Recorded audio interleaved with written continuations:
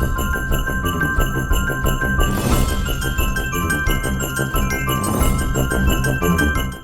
datang di channel saya, Kansa C.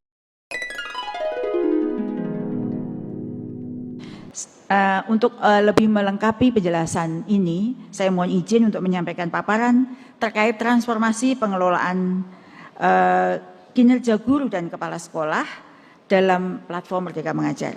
Bapak Ibu yang saya hormati, transformasi pengelolaan kinerja yang sekarang sedang akan kita rilis atau kita luncurkan bersama dengan BKN adalah sebagai bagian dari transformasi pengelolaan ASN yang dicanangkan oleh Presiden Joko Widodo, Kemenpan RB, dan untuk menjawab apa yang menjadi canangan Presiden tersebut, Kemenpan RB melakukan transformasi pengelolaan kinerja, yang mana ini diatur dalam peraturan Menpan RB nomor 6 tahun 2022 tentang pengelolaan kinerja pegawai aparatur sipil negara, lalu ditambah dengan diluncurkannya atau dikeluarkannya Permenpan RB nomor 1 tahun 2023 tentang jabatan fungsional.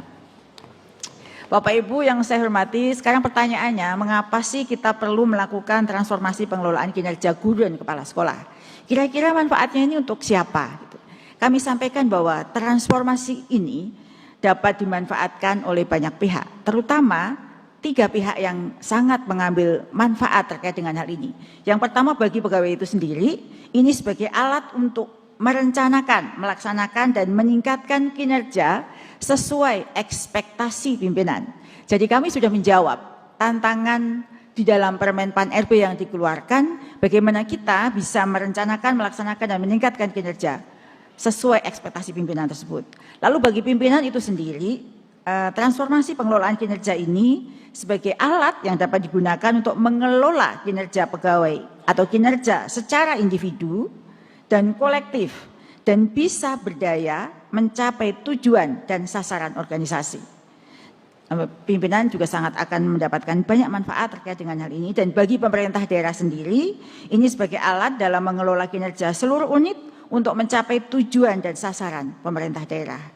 Dan untuk pendidikan khususnya, transformasi pengelolaan kinerja ini akan sangat bermanfaat dalam transformasi pembelajaran, karena semua guru dan tenaga kependidikan mendapatkan pengakuan atas kinerjanya, menunjang transformasi pembelajaran untuk mewujudkan pembelajaran yang berorientasi pada peserta didik. Bapak Ibu yang saya hormati, transformasi pengelolaan kinerja ini harapan kami bisa membuat guru dan kepala sekolah merdeka dalam 3 hal. Merdeka dari beban administrasi yang selama ini membebani para guru dan tenaga kependidikan, merdeka dalam memilih indikator yang relevan, dan merdeka untuk unjuk kinerja yang berdampak. Untuk merdeka yang pertama dari beban administrasi, kami berharap dengan transformasi pengelolaan kinerja ini yang sebelumnya pegawai atau guru dan tenaga kependidikan tersita waktunya untuk urusan administrasi dan atasan atau Pemda mereview dokumen tersebut secara manual, maka harapannya menjadi semakin selaras dan terjadi percepatan proses melalui teknologi dan terintegrasi pengelolaan kinerja daerah, dan juga makin sedikit dokumen yang harus disiapkan dan direview oleh atasan dan pemerintah daerah. Lalu terkait dengan pemilihan indikator yang relevan, kalau sebelumnya guru dan tenaga kependidikan diukur dengan banyak indikator dan pemetaan kebutuhan peningkatan kinerja sulit dilakukan karena indikatornya terlalu banyak, maka dengan transformasi tersebut diharapkan pegawai memilih satu saja indikator kinerja yang paling relevan untuk ditingkatkan, dan atasan dan Pemda dapat menyusun prioritas indikator sesuai kondisi sekolah dan daerahnya masing-masing. Sedangkan yang ketiga, merdeka untuk unjuk kinerja yang berdampak. Kalau sebelumnya tekanan untuk mencapai kinerja sempurna hanya melahirkan perubahan di atas kertas, kita tahu selalu terjadi peningkatan terus-menerus. Harapannya dengan transformasi ini pegawai melakukan peningkatan kinerja berbasis observasi kinerja nyata yang dilakukan oleh guru dan tenaga pendidikan yang bersangkutan, dan atasan dan Pemda fokus untuk mendukung peningkatan kinerja yang berdampak nyata pada pembelajaran peserta didiknya.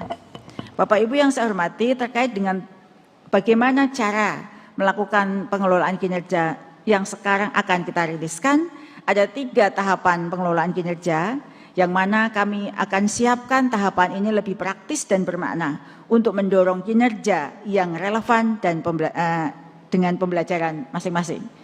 3 tahap tersebut dimulai dari perencanaan, pelaksanaan, dan penilaian. Di tahap perencanaan, tersedia 8 indikator kinerja yang terintegrasi dengan rapor pendidikan. Kita tahu ada rapor pendidikan yang menjadi rujukan setiap sekolah, kemudian guru dan kepala sekolah memilih bersama-sama melalui diskusi 1 indikator kinerja yang ingin ditingkatkan dan berdampak pada peningkatan kualitas pembelajaran. Setelah di forum perencanaan diskusi tersebut, lalu masuklah kita ke tahap pelaksanaan. Di sini tahap pelaksanaan dimulai dari diskusi persiapan antara guru dan kepala sekolah, lalu observasi kinerja untuk melihat status saat tersebut, kemudian ada diskusi tindak lanjut antara guru dan kepala sekolah, lalu upaya tindak lanjut apa yang dilakukan untuk memperbaiki kondisi sebelumnya yang ada, dan melakukan refleksi tindak lanjut. Ini adalah sebuah siklus peningkatan kinerja yang dilakukan secara teratur. Dan masuklah kita ke tahap ketiga, yaitu tahap penilaian. Dalam ini penilaian dilakukan didasari dari 3 aspek yang relevan pada pertama upaya refleksinya, yang kedua upaya belajar yang dilakukan, dan yang ketiga adalah perubahan praktik yang sudah dilakukan. Penilaian peningkatan kinerja juga mempertimbangkan juga aspek pengembangan kompetensi atau usaha pengembangan kompetensi yang sudah dilakukan oleh guru maupun kepala sekolah tersebut. Bapak Ibu yang saya hormati, 3 tahapan pengelolaan kinerja yang lebih teratur, sebagaimana yang tadi disampaikan pada slide sebelumnya, akan dilakukan sebanyak 2 kali dalam setahun. Kalau di paparan di sana dilihat, bulan Januari sampai Juni itu adalah tahap pertama di mana dimulai kira-kira perencanaan kinerja atau SKP-nya akan dimulai di Januari, kemudian diskusi persiapan di Februari, kemudian di Maret adalah observasi kinerja dan diskusi tindak lanjut, dan April serta Mei itu adalah upaya tindak lanjut yang dilakukan oleh guru yang bersangkutan setelah mendapatkan penilaian atau masukan dari kepala sekolah. Lalu di bulan Juni adalah refleksi, tindak lanjut, dan penilaian. Dan siklus ini akan diulang pada tahap kedua, mulai Juli hingga Desember. Bapak Ibu yang saya hormati, terkait dengan indikator, ada 8 indikator kinerja yang terintegrasi dengan rapor pendidikan, sehingga yang 8 indikator ini yang berdampak langsung pada pembelajaran. Nah, terkait dengan yang pertama, kita akan ada 2 kinerja yang kita ukur, yaitu kinerja guru dan kepala sekolah. Untuk indikator guru yang terintegrasi dengan rapor, itu merupakan turunan dari indikator kualitas pembelajaran pada rapor pendidikan. 8 indikator yang hanya dipilih 1 saja yang paling relevan dengan kondisi sekolahnya adalah apakah keteraturan suasana kelas, apakah aktivitas interaktif, penerapan disiplin positif, instruksi yang adaptif, umpan balik yang konstruktif, instruksi pembelajaran, perhatian dan kepedulian, atau ekspektasi pada peserta didik. Jadi dari 8 ini dipilih 1 saja yang akan menjadi fokus untuk peningkatan kompetensi atau penilaian pada 1 tahap berjalan. Kemudian terkait dengan indikator kepala sekolah, ada juga 8 pilihan indikator kinerja yang terintegrasi di rapor pendidikan untuk kepala sekolah yang berdampak pada pembelajaran. Nah, indikator ini juga merupakan turunan dari indikator kualitas pembelajaran pada rapor pendidikan. Apa saja indikator ke-8 itu yang dipilih, yaitu memandu perencanaan pembelajaran, siklus peningkatan kualitas praktek pembelajaran, komunikasi, visi, misi satuan pendidikan, kemudian menceritakan praktek baik kepemimpinan, presentasi program sekolah, refleksi program pengembangan kompetensi guru, refleksi pengelolaan kurikulum satuan pendidikan, dan atau aktivasi kegiatan komunitas belajar. Jadi 8 itu adalah turunan dari yang ada di rapor. Kepala sekolah cukup memilih 1 saja yang akan menjadi fokus pada penilaian 1 periode. Nah, untuk mendukung transformasi pengelolaan kinerja tersebut, Kemendikbudristek bersama Badan Kepegawaian Negara sudah menerbitkan juga surat edaran, yang mana surat edaran nomor 17 tahun 2023 dan surat edaran nomor 9 tahun 2023. Ini adalah surat edaran bersama tentang sistem informasi pengelolaan kinerja aparatur sipil negara. Dan mulai Januari 2024 dengan segala persiapan yang ada dan surat edaran yang sudah SEP yang sudah diterbitkan, maka pengelolaan kinerja guru dan kepala sekolah dilakukan melalui platform Merdeka Mengajar yang sudah terintegrasi dengan aplikasi e-kinerja Badan Kepegawaian Negara. Bapak Ibu yang saya hormati, untuk memudahkan Bapak Ibu semua di daerah melihat bagaimana sih langkah-langkah selain yang sudah dipaparkan dari berbagai media sosialisasi yang lain, kami juga sudah menerbitkan regulasi berupa Perdirjen untuk mendukung penerapan pengelolaan kinerja guru dan kepala sekolah melalui PMM.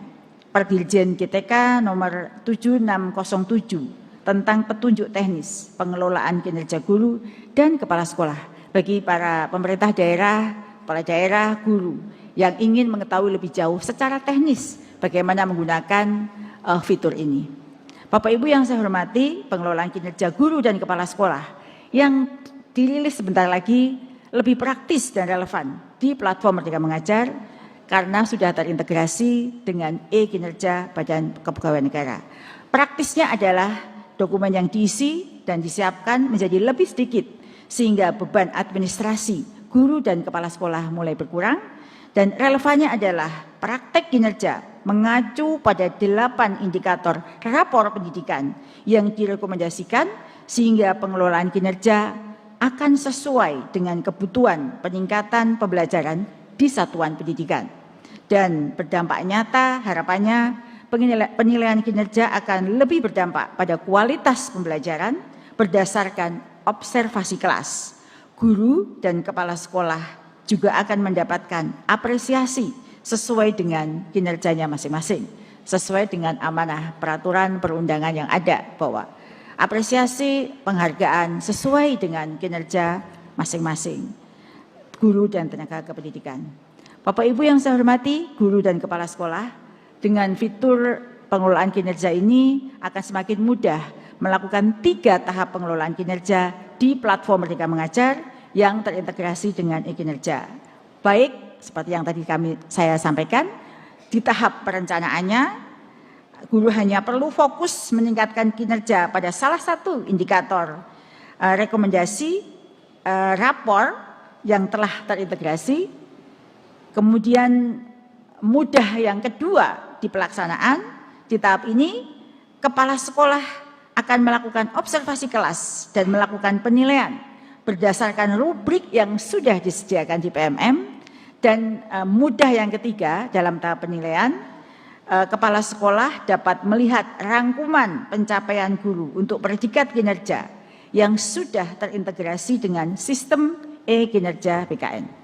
Bapak Ibu yang saya hormati dan saya banggakan semuanya, mulai Januari 2024 mari kita bersama melakukan pengelolaan kinerja guru dan kepala sekolah di platform Merdeka Mengajar. Sekali lagi, Bapak Ibu tidak perlu melakukan 2 kali karena melakukan di BMM sama saja, akan datanya juga akan tersedia di e-kinerja atau CASN BKN.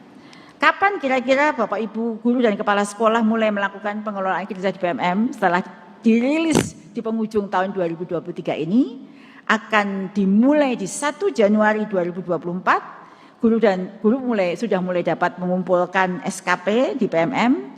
Dan 15 Januari 2024, kepala sekolah dapat mulai membuat SKP di PMM. PMM sudah siap untuk menjadi wahana bagi Bapak Ibu guru untuk bertransformasi. Mulailah akses pengelolaan kinerja di platform Merdeka Mengajar mulai dari sekarang. Bapak Ibu bisa melakukan pembelajaran lebih lanjut di link yang sudah tersedia di fitur pengelolaan kinerja guru dan kepala sekolah yang ada di PMM. Bapak Ibu yang saya hormati, ini adalah penghujung paparan saya.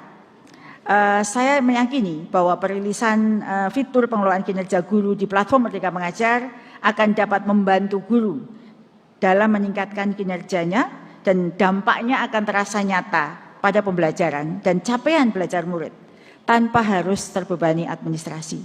Bukan hanya itu, dengan platform pengelolaan kinerja yang kontekstual dan terintegrasi, guru dan kepala sekolah yang kompeten diharapkan bisa mendapat apresiasi sesuai dengan kinerja dan kompetensinya. Pada akhirnya, pengelolaan kinerja di platform Merdeka Mengajar dapat menjadi acuan bagi guru dan kepala sekolah di seluruh Indonesia untuk menjadi pendidik yang profesional serta bergotong royong pada peningkatan kualitas pembelajaran murid. Sekian, terima kasih. Assalamualaikum warahmatullahi wabarakatuh. Om Santi Santi Santi Om.